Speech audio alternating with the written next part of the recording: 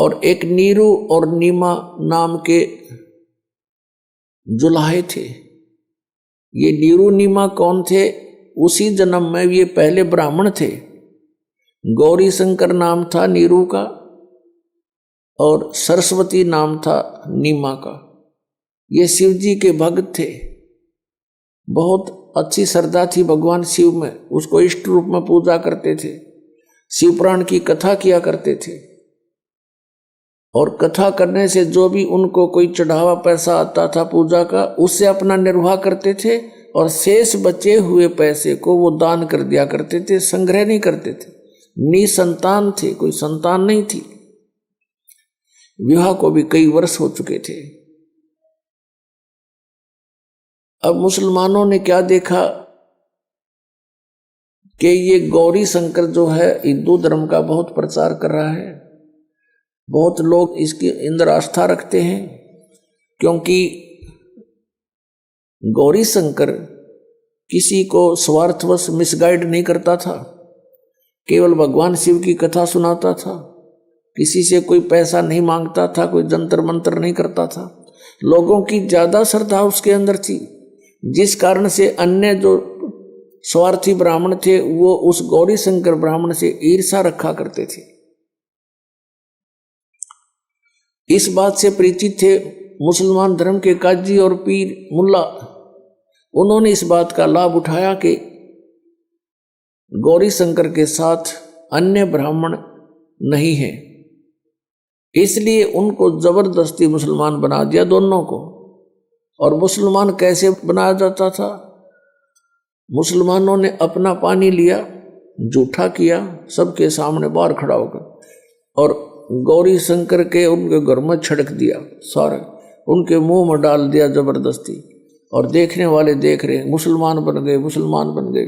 अब जो ब्राह्मण वर्ग थे, जो गुरु पद पर थे, वो ईर्षा करते थे गौरी शंकर तय, और उन गुरुओं के अधीन अन्य हिंदू समाज था। उन गुरुओं ने, ब्राह्मणों ने सब जगह बोल दिया कि गौरी शंकर जो है मुसलमान बन गया, ब्राह्मण नहीं रहा, वहां मत जाना अब।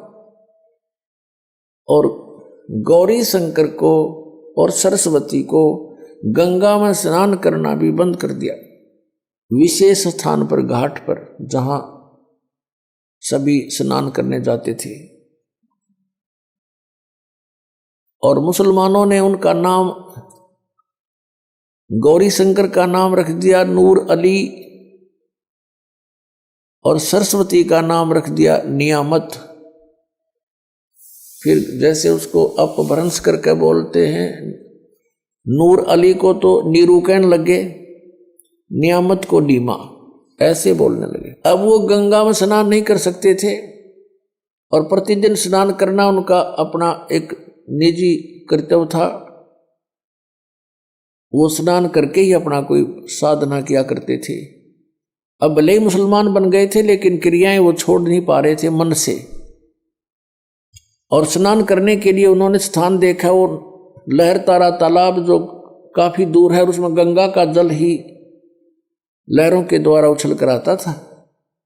तो प्रतिदिन दोनों के दोनों वहां स्नान करने लहर तारा तालाब पर जाते थे, वहां स्नान कर आते थे। फिर अपना कोई, जैसे मुसलमान रीति से भी उन्होंने करना पड़ता था, लेकिन अंदर से भगवान शंकर को भूल नहीं रहे थे। जिस दिन यानी ज्येष्ठ सुदी पूर्णमासी को संवत 1455 और सन 1398 को परमात्मा सतलोक से चलकर आए। उनका बहुत सुंदर तेज था, बहुत तेज था, और ऊपर से प्रकाश का गोला सा आता नजर आया। किसको? अष्टानंद ऋषि को, जो स्नान करके उस लहर तारा तालाब में अपनी साधना करने की तैयारी कर रहा था। उसने देखा कि बहुत तेज प्रकाश का एक तारा सा टूटा आकाश से और बहुत गति से नीचे को आया। उसकी आंखें चुंधी आ गई, आंखें बंद होगी अष्टानंद की उस तेज के सामने। पहले तो प्रकाश का गोला दिखाई देता था, आंखें बंद करी तो क्या देखा कि जैसे उसमें एक शिशु रूप है, बालक का, नवजात शिशु रूप दिखाई दिया। जैसे हम सूर्य की ओर देखते हैं तो सूर्य की तरफ देखने के बाद हम फिर आंखें बंद कर लेते हैं तो हमें सूर्य का प्रकाश नहीं दिखाई देता, प्रकाश रहित उसका आकार दिखाई देता है। यही दशा उस अष्टानंद ऋषि की हुई जब उसकी आंखें उस नूर को सहन नहीं कर सकी, बंद हुई, तो क्या देखा कि एक शिशु रूप है इसके अंदर। दोबारा आंखें खोली तो क्या देखा कि लहर तारा तालाब में एक कोने में वो प्रकाश सिमट गया, आगे उसको कुछ दिखाई नहीं दिया। अब वो उठकर चल पड़ा अपने गुरु रामानंद जी के पास, ये जानने के लिए कि आज मैंने ये क्या देखा, ये कोई मेरी भक्ति की उपलब्धि है या कोई मुझे भ्रम लगा है। स्वामी रामानंद जी के पास जाकर अष्टानंद जी ने प्रश्न किया कि हे गुरुदेव, आज मैंने एक अनोखा प्रकाश देखा, अद्भुत प्रकाश देखा, ऊपर से जैसे तारा सा टूटता है ऐसे नीचे को आया, इतनी गति से आ रहा था कि मैं वर्णन नहीं कर सकता, और मेरी आंखें उसको सहन नहीं कर सकी गुरुदेव। और जो ही मैंने आंखें बंद की तो उसके अंदर एक शिशु रूप दिखाई दिया, बच्चा, नवजात शिशु। और फिर आंखें खोली तो क्या देखा कि वो प्रकाश से एक बार तो पूरे लहर तारा तालाब को उसने चमका दिया और एकदम समाप्त हो गया, जैसे कोने में सिमट गया हो। अब जैसा भी स्वामी रामानंद जी को ज्ञान था, उसने अपने शिष्य का समाधान किया शंका का कि बेटा, उस शिष्य ने पूछा था कि स्वामी जी ये मेरी कोई भक्ति की उपलब्धि है या मुझे कोई भ्रम लगा है। स्वामी रामानंद जी ने बताया कि बेटा, जब अवतार लोग आते हैं ऊपर से किसी लोक से, तो उनकी ऐसी ही स्थिति होती है, तारा सा टूटता है और फिर वो यहां आकर के आपने जो देखा नवजात शिशु, तो वो किसी माँ के गर्भ में स्थापित होंगे, वहां से जन्म लेकर के या कोई लीला करेंगे अपनी। अब जैसा ज्ञान था उस महर्षि रामानंद जी ने अपने शिष्य की शंका का समाधान कर दिया और शिष्य संतुष्ट हुआ।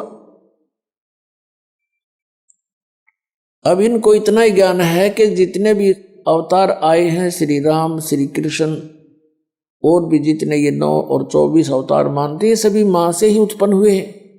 लेकिन वो अवतार जो लहर तारा तालाब पर कमल के फूल पर आया है, वो किसी माँ से जन्म नहीं लेता, वो अजन्मा है, वो स्वयंभू है, वो परिभू हैं, स्वयंभू हैं।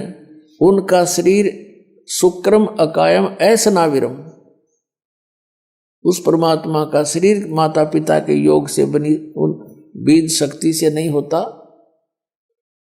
और उनके शरीर में नाड़ी तंत्र नहीं है। इसलिए यजुर्वेद अध्याय नंबर 40 के मंत्र 8 में कहा है कि सप्रियागात, वो सबसे प्रथम देहधारी और सबसे पहला प्रगट पुरुष है। और शुक्रम अकायम कबीर मनीषी, वो कबीर देव, कबीर विद्वान, सर्वज्ञ, मनीषी माने सर्वज्ञ और कबीर माने कबीर देव, वो कबीर देव कबीर साहब सर्वज्ञ है। और शुक्रम अकायम ऐसनाविरम अवर्णम और अपाप विद्यम स्वयंभू परिभू। अब यहाँ पर ये जो निराकार मानने वाले हैं अज्ञान आधार से, इस यजुर्वेद अध्याय नंबर 40 के मंत्र 8 के केवल इस वर्ड को साथ ले लेते हैं अकायम, कि वो काया रहित है, उसकी काया नहीं है। ऐसनाविरम, अभी न कोई पूछने वाला हो ऐसनाविरम कहने की जरूर क्या थी, एक अकायम शब्द लिख दिया बस सुफिशिएंट था। अगर भगवान निराकार है, काया रहित है, अकायम शब्द ही पर्याप्त था। इसमें स्पष्ट किया है कि शुक्रम अकायम, शुक्र माने शक्ति, बीज शक्ति पुरुष की, कहते मां के संयोग से शुक्र से बनी हुई उसकी काया नहीं है। और वो स्वयंभू क्यों बोला? स्वयंभू, स्वयं प्रकट होने वाला। और परिभू सबसे प्रथम प्रकट पुरुष परमात्मा, सबसे पहला वर्तमान। तो यहां पर असनाविरम का अर्थ इसलिए है कि उस मालिक का शरीर है लेकिन उसमें नाड़ी तंत्र नहीं है, वो एक तत्व से बना हुआ है। तो इस प्रकार हमने परमात्मा को पहचानना है।